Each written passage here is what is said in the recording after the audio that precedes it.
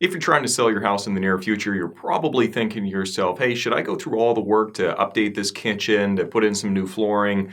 Is it worth it for me to put a backsplash in? What about the driveway? Should I do anything with that? This really does underline one of the biggest questions I get from people when they're looking at getting their homes on the market, and that is, should I invest money into updating stuff in order to possibly get more for the sale of the home?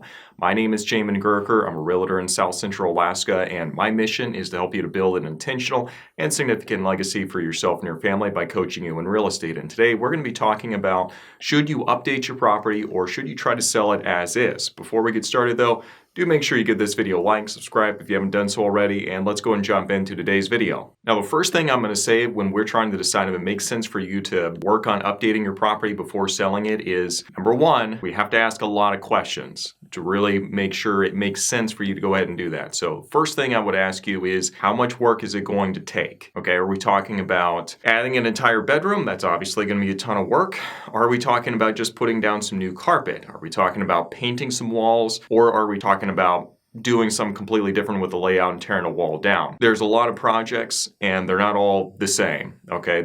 Some of them are going to be really simple and yeah, it's going to add a lot to the place, and some of them are not. The other question I would ask you is, how much time is it going to take? So there are some projects that are going to have a big impact. If you can knock down a wall easily enough, and obviously structural integrity, yada, yada, yada, not a weight-bearing wall, but if you can knock down a wall, make it feel a lot more open, that's going to be easy enough for the most part. I mean, obviously you need to make sure you're doing it correctly, but that's not going to be as much work as, say, adding an entire bedroom. So stuff like that is quick and probably going to give you some kind of a faster return. If you're wanting to get out of the property within a couple months, starting a bunch of projects is really not going to make a whole lot of sense. Another question I would ask you is, the project that you're looking at, is this something that would be nice to be done, so it actually adds value? Or is this just something that needs to be done? An example of this might be, hey, the roof is leaking. Yeah, that's something that needs to be done, okay? So that's gonna need to happen, but it doesn't necessarily add more value. It's kind of like going to the car dealer, trying to sell your car to somebody, let's just say, and saying, well, I changed out the oil,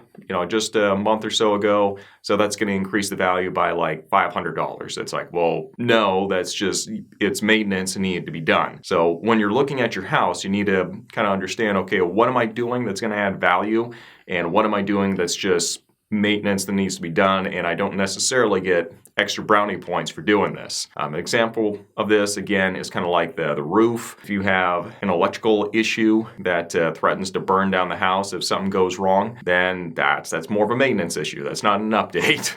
You don't get brownie points for health and safety items.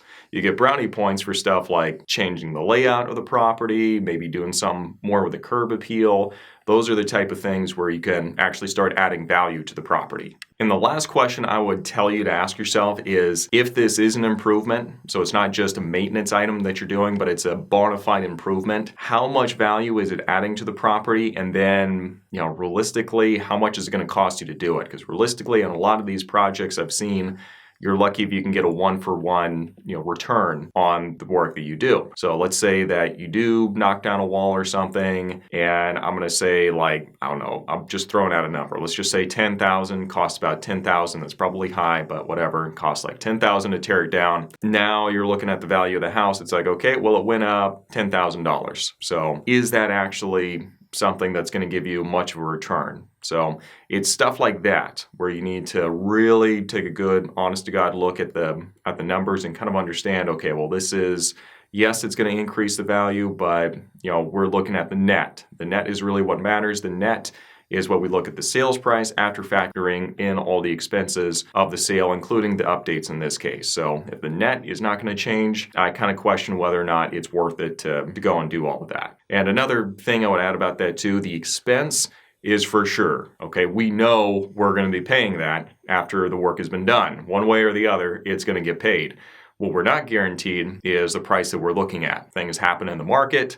We might have stiffer competition than we thought we were going to have, because keep in mind, when you go onto the market, it's not some just nebulous, completely vague thing that we're stepping into. No, it's, we're competing with very specific other properties. And just like a sports team, they might be great, but let's take a team like in the NBA. Let's say, okay, well, this team was absolutely awesome. Unfortunately, they were competing in the age of Michael Jordan, and they didn't see the light of day. So that's what I'm saying. We have to be aware also the market has factors in there like, okay, well, what other properties were selling at the time?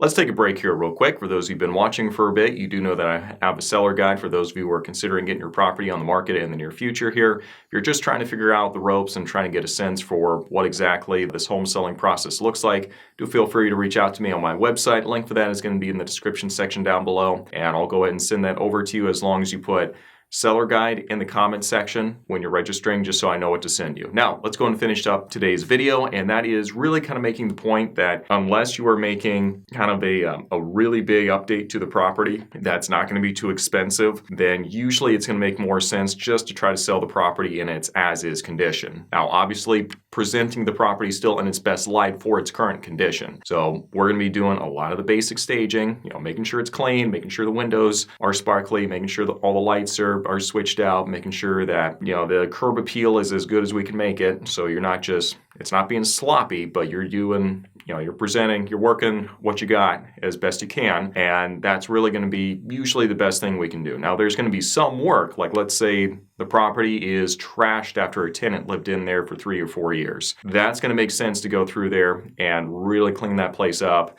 kind of top to bottom, have a handyman or contractor go through there and essentially do what's called flipping the unit. Okay, so they're going to go through there as though a new tenant was going to be moving in and make it as nice as possible. They're not going through, they're not completely remodeling it, they're not putting in solid countertops, they're not putting a bunch of stainless steel appliances in. All they're doing is they're going through and they are making sure that the property is restored to its condition when the tenant originally moved in. So something like that really does make sense. If you're talking about going and spending $20,000 to update a kitchen, yeah, it's going to be beautiful. It might add some more value than $20,000, so you might end up coming out ahead a little bit, but it really does depend on what's going on in that immediate area. There are some neighborhoods where it's just accepted that your property is going to have these solid countertops and the kitchen's going to be really updated. And if it's not, it's not going to get as much as the neighbors. And even if you go and do all that work, you're just going to be getting as much as they do. So it's really going to depend on your specific situation as to whether or not it's going to make sense for you to go through and do these updates.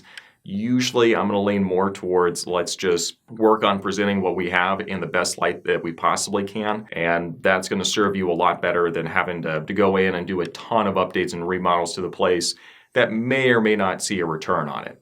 So this has been my video talking about what you can, when it makes sense for you to sell the property as is versus when it makes sense for you to go and do a whole bunch of updates and remodels. I sure hope it's been useful. I'm sure it's clear as mud at this point. If you do have any questions, do feel free to reach out to me on my website or my Facebook page. Link for those in the description section down below. And without further ado, we'll see you next time.